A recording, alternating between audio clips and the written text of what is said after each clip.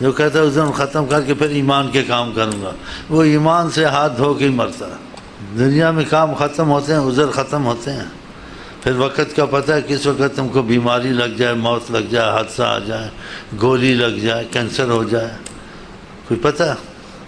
آقا جی نے کہا موت کو بہت یاد کرو، بہت یاد کرو کہ تم کو وہاں رہنا ہے، وہاں سے واپس نہیں آنا ہے، اور یہاں رہنا نہیں ہے، یہاں کا نہ سوچو، وہاں کا سوچو، یہاں کا نہ سوچو۔ یہاں کوئی رہا ہے اور جب تک رہے گا اس کو وہ کوئی گارنٹی نہیں ہے جماعت میں کس مصیبت میں آ جائے، اس کے گھر والے آ جائیں۔ روز سنتے ہیں وہ لوگ مصیبت میں آتے ہیں جو لوگ کہتے ہیں ہم سب کچھ کر سکتے ہیں، وہ باجز ہو جاتے ہیں، بادشاہ عاجز ہو جاتے ہیں، حاکم عاجز ہو جاتے ہیں، بیٹھے میں ہاتھ پہ ہاتھ ڈال کے۔ بڑے بڑے کافر خدا کا دعویٰ کیا عاجز ہوگا، یہ عبرت نہیں ہے سارے۔ کہا الناس نیام، لوگ غفلت میں ہیں، سو رہے ہیں۔ یہ کس نے کہا؟ بڑی سرکار حضرت محمد، جو خدا کا ثبوت ہیں، خدا کے ہونے کا ثبوت حضرت محمد سے۔ ہاں کیا الناس نیام، لوگ غفلت میں ہیں، نیند میں ہیں۔ اذا ماتوا انتبہوا، جب مرتے ہیں پھر ان کو ہوش آتی ہے ہم کدھر چلے گئے، یہ کیا بن گیا۔ تو فرمایا میں پہلے تم کو جگا رہا ہوں، سرکار کہتے ہیں ہاں اکثرو، کثرت سے یاد کرو موت کو۔ جو کثرت سے یاد کرے گا پھر زیادہ ادھر ہی کا سوچے گا، تو زیادہ ادھر کا فرمایا، ادھر کا نہیں فرمایا۔ ہاں ادھر کا جب تک رہو گے تمہاری مصیبت سے جان نہیں چھوٹے گی، ادھر کا صرف تم کو رہنا ہی ادھر ہے۔ اگر راحت ہے تو ہمیشہ راحت ہے، مصیبت ہے تو پھر ہمیشہ مصیبت ہے۔ ادھر معاملہ ٹھیک کرنا چاہیے، ادھر کا ٹھیک نہ کرے۔ ادھر نبیوں کو تکلیف، ولیوں کو تکلیف، ہر کسی کو تکلیف، لیکن بعضی کی تکلیف اس کے لیے آگے رحمت بنتی ہے۔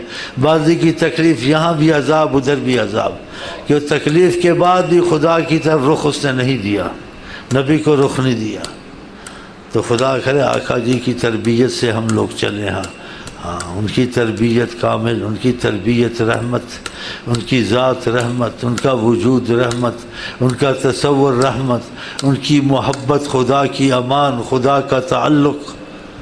ایک صحابی نے پوچھا دنیا میں سے کتنا میں یعنی کچھ اپنے مال متاع کروں، جب پوچھا کہا کثرت خبز، روٹی کا ٹکڑا مل جائے دنیا میں اتنا ہی کافی ہے۔ یقیم صلبک، تمہاری ریڑھ کی ہڈی کھڑی رہے کافی ہے۔ کہ زیادہ اس میں مت پڑھو، کیا مطلب؟ زیادہ آخرت اور ایمان کے کاموں میں پڑھو تاکہ تم کو وہاں راحت نصیب ہو۔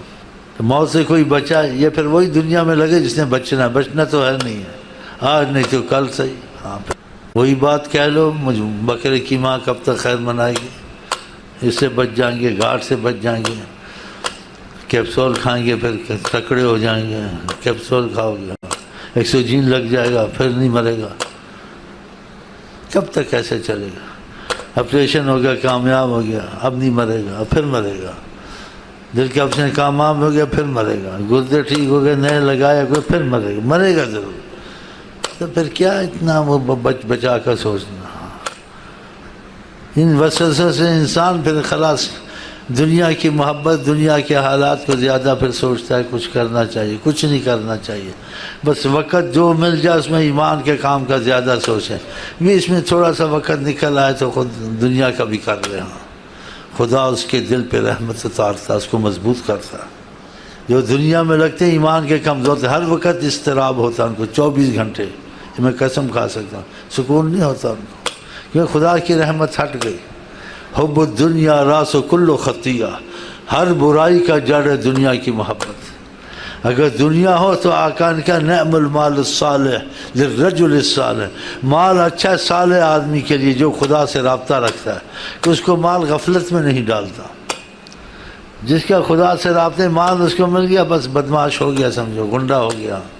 ہاں اب یہ خریدنا ہے وہ خریدنا ہے، شاپنگ کرنی ہے، ٹیلی فون بڑا لینا ہے، ٹیلی ویژن بڑا لینا ہے، لوگوں کو دکھانا ہے، ٹوپی ٹیڑھی رکھنی ہے، سگریٹ پینی ہے، اس کا کھانا خراب ہے۔ کیا مال اچھا ہے صالح کے لیے، ہاں کیونکہ صالح آدمی خدا کے راستے میں خرچ کرتا ہے۔ کہا دو چیزوں میں حسد کرو، رشک کرو۔ رجل آتاہ اللہ المال، کسی آدمی نے مال عطا کیا ہے، اس کے ساتھ کیوں یہ صالح ہے، فسلط اللہ علی ہلاکتہ، خدا نے اس کو مال پہ مسلط کیا۔ مال پہ مسلط نہیں ہے، ہر وقت خدا کے نام پہ خرچ کرتا رہتا ہے۔ جس کو خدا عذاب دیتا ہے اس کو مال کی محبت دیتا ہے، جس کو خدا رحمت میں رکھتا ہے اس کو اپنا عشق اور نبی کا عشق دیتا ہے۔ وہ مالدار بھی ہو جائے، اس کا مال اس کو خدا کے قریب جتنا ہو جائے، بادشاہ بن جائے، کیونکہ اس کا مال خدا کی محبت میں خرچ ہوتا ہے نا۔ اس لیے یہ بھی کہا مال اگر اچھا ہے تو صالح آدمی کے لیے اچھا ہے۔ اور دوسری حدیث میں فصلت اللہ، خدا نے اس کو مسلط کیا علی ہلاکتہ، اس مال کے ہلاک کرنے میں، کہ مال پہ مسلط ہو جاتا ہے، مال کو خدا کے راستے میں خرچ کرتا ہے۔ جو دوسرے لوگ ہیں خدا کے راستے میں خرچ کرتے ہیں، خدا کی نافرمانی میں خرچ کرتے ہیں۔ بتاؤ، تو اللہ اگر آپ کو ہم کو مالدار بنائے تو ان آدمیوں سے کرے جن کی تعریف کی، ان کے لیے مال اچھا، ہم ان لوگوں سے ہوں۔ اگر اس میں کوئی حکمت ہے، جس حال میں رکھے ہم کو راضی رکھے۔ ہاں۔ اور دوسرا کہا کہ جس کو خدا نے قرآن نصیب کیا ہے، رات دن قرآن پڑھتا ہے، ایک تو مالدار سے جو اللہ کے راستے میں خرچ کرتے ہیں، اس کے ساتھ رشک کرو کہ تم کو بھی ایسا مال ملے، تم امیر ہو جاؤ خدا کے راستے میں۔ اور دوسرا اس شخص سے رشک کرو، رجل آتاہ اللہ القرآن، خدا نے قرآن نصیب کیا ہے اس کو، اور رات دن قرآن پڑھتا ہے، رات دن قرآن پڑھو۔ یہ اتنی بڑی نہیں، تو خدا آپ کا ہمارا نصیب کرے۔